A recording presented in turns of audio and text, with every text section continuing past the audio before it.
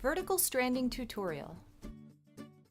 Hi, I'm Alexis Winslow, and I'm going to show you a cool knitting technique called vertical stranding. With this technique, you can add thin vertical stripes of contrasting color to just about anything you knit. You can see the technique in action on my Martin Pullover design.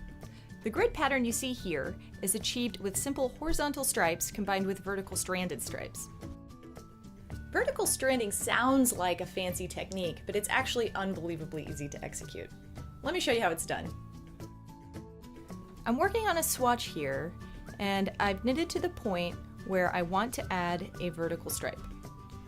To start a stripe, I simply pick up the red yarn and knit one stitch. Then I drop the red and pick up the white so that it wraps over the red stitch. Then I continue the row. On subsequent rows, the technique is very similar. You simply drop the background color and knit with the stripe color for one stitch. Then pick up the background color again, wrapping it over the stripe stitch, and continue the row. For wrong side rows, the process is exactly the same.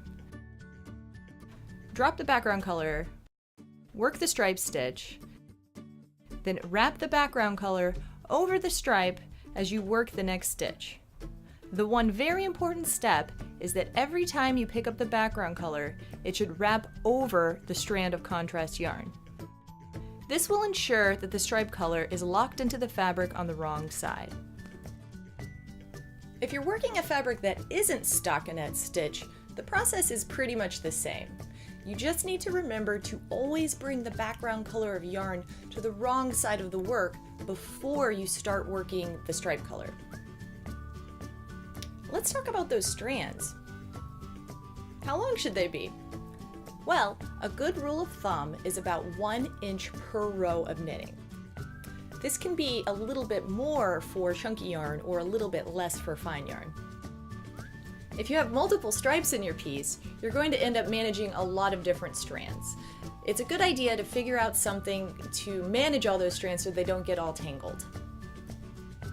There are a lot of ways to do this, but my favorite way is to gather the strands into a section and do a loose hand crochet chain from the ends.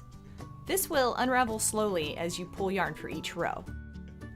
If you liked this video, please subscribe to my YouTube channel, and you'll be notified when new tutorials become available. Thanks for watching.